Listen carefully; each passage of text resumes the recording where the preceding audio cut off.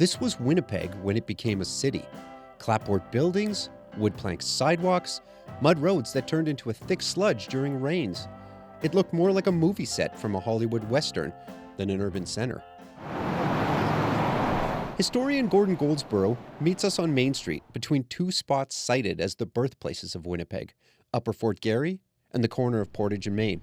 Well, I think if you could somehow bring somebody back from that time period to now and standing on this spot, they would see almost nothing that they recognized.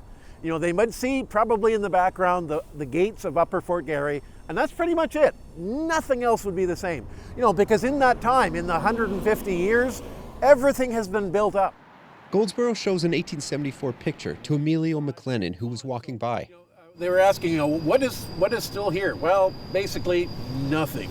Really? There's nothing still here. That's wild, man. That's wild. Yep. Things have changed, man. Things have changed. You betcha.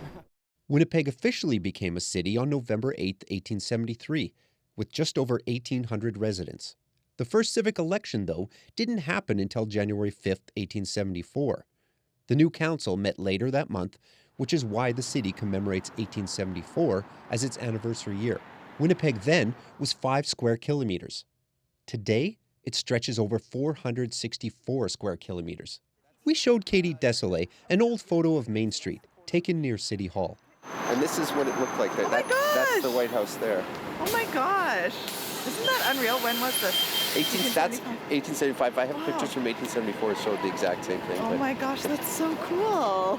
Yeah, isn't that neat? It looks like almost residential. Another obvious change is traffic. Wow.